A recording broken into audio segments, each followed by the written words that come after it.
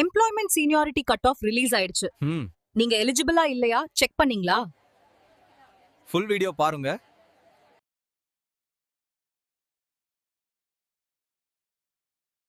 வணக்கம். இன்னைக்கு நாம பார்க்க போற விஷயம் ரொம்ப ரொம்ப முக்கியமானது. அதாவது கவர்மெண்ட் ஒரு புது வேலைவாய்ப்பு சீனியாரிட்டி கட் ஆஃப் லிஸ்ட் விட்டுருக்காங்க. அதை பத்தி தான் நாம முழுசா விவரமா பார்க்க போறோம். வாங்க.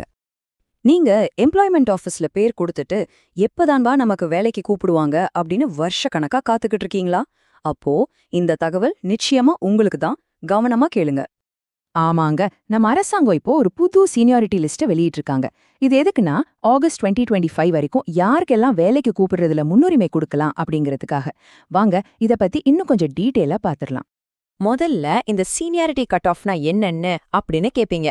அது ஒண்ணுமில்ல, ரொம்ப சிம்பிள். இப்போ கவர்மெண்ட் ஒரு வேலைக்கு ஆள் எடுக்கிறாங்கன்னு வச்சுக்கோங்களேன். எம்ப்ளாய்மெண்ட் ஆஃபீஸ்ல பதிவு பண்ணவங்கல்ல யாரு ரொம்ப வருஷமா பதிவு செஞ்சு காத்துட்டு இருக்காங்களோ அவங்களுக்கு தானே சான்ஸ் கொடுக்கணும். அதுக்கு ஒரு தேதியை வச்சுக்குவாங்க. அந்த தேதிக்கு முன்னாடி பதிவு பண்ணவங்கள முதல்ல கூப்பிடுவாங்க. அவ்வளவுதான் விஷயம். சரி, இந்த சீனியாரிட்டி எல்லா கவர்மெண்ட் வேலைக்குமா அப்படின்னு கேட்டீங்கன்னா இப்போதைக்கு இல்ல. ஆனா சில குறிப்பிட்ட வேலைகளுக்கு இந்த சீனியாரிட்டி லிஸ்ட் ரொம்ப ரொம்ப முக்கியம். அது என்னென்ன வேலைன்னு பார்க்கலாமா? வாங்க. இப்ப பாருங்க, ஆஃபீஸ் அசிஸ்டன்ட், கிராம உதவியாளர், அப்புறம் துப்புரவாளர், டிரைவர், சேல்ஸ்மேன், இந்த மாதிரி 10ஆவதுக்கு கீழே படிச்சவங்களுக்கான பதவிகள் இருக்கு இல்லையா? இந்த வேலைகளுக்கு பெரும்பாலும் இந்த சீனியாரிட்டி வச்சுதான் ஆளே எடுக்கிறாங்க. அதனாலதான் சொல்றேன் இது ரொம்ப முக்கியம்னு. சரினே, இதெல்லாம் ஓகே. நான் எங்க மாவட்டத்துக்கான லிஸ்ட எப்படி பாக்குறதுன்னு தானே கேக்குறீங்க? ரொம்ப ஈஸிங்க.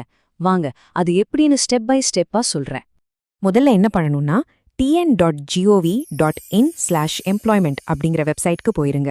உள்ள போனதும் உங்க மாவட்டத்தோட பேர் எங்க இருக்குன்னு பார்த்து அதை கிளிக் பண்ணுங்க.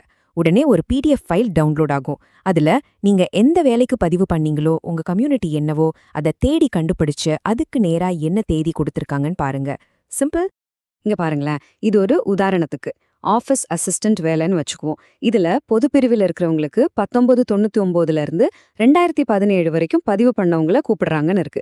இதே மாதிரி தான் நீங்களும் உங்க பிரிவுக்கும் நீங்க பதிவு செஞ்ச வேலைக்கும் அந்த PDFல தேடி பார்க்கணும். புரிஞ்சுதா? நீங்க இந்த லிஸ்ட பாக்குறத விட ஒரு முக்கியமான வேலை இருக்கு. என்ன தெரியுமா? உங்க பதிவை, அதாவது உங்க ரெஜிஸ்ட்ரேஷனை கரெக்டா மெயின்டைன் பண்றது. ஆமா, புதுப்பிக்கிறது, அதான் ரெனியூவல் பண்றது ரொம்ப ரொம்ப அவசியமான ஒண்ணு. இந்த நம்பரை நல்ல மனசுல வச்சுக்கோங்க. 3. ஆமாங்க, 3. ஒவ்வொரு 3 வருஷத்துக்கும் ஒரு தடவை நீங்க கண்டிப்பா உங்க பதிவை புதுப்பிச்சே ஆகணும். அதுல மட்டும் கோட்டை வெட்டுறாதீங்க. மக்களே, நல்லா கேட்டுக்கோங்க. உங்க சீனியாரிட்டி மிஸ் ஆகாம இருக்கணும்னா மறக்காம 3 வருஷத்துக்கு ஒரு தடவை ரினியூவல் பண்ணிருங்க. ஒருவேளை இதை நீங்க மிஸ் பண்ணிட்டீங்கன்னா, ஐயோ, இத்தனை வருஷம் நீங்க காத்துட்டு இருந்தது மொத்தமும் வேஸ்ட் ஆயிரும். ரொம்ப கவனம். சரி, ஒருவேளை நீங்க இதுவரைக்கும் எம்ப்ளாய்மெண்ட் ஆஃபீஸ்ல பதிவு பண்ணவே இல்ல, பரவாயில்ல, இனியும் லேட் பண்ணாதீங்க. இன்னைக்கே ஆன்லைன்ல போய் உங்க சர்டிபிகேட்டை எல்லாம் வச்சு டக்குன்னு பதிவு பண்ணிருங்க. சரி மக்களே, முக்கியமான எல்லா விவரத்தையும் சொல்லியாச்சு. இனி உங்க கையில தான் இருக்கு. உடனே வெப்சைட்டுக்கு போய் உங்க சீனியாரிட்டியை செக் பண்ணி உங்க வாய்ப்பை கெட்டியா புடிச்சுக்கோங்க. இந்த வீடியோ பார்த்ததுக்கு நன்றி. வீடியோ பிடிச்சிருந்தால் லைக் பண்ணுங்க, நண்பர்களுக்கும் ஷேர் பண்ணுங்க. செல்லூர் இ சேவா இன்ஃபோ சேனலை மறக்காமல் சப்ஸ்கிரைப் பண்ணுங்க நண்பர்களே.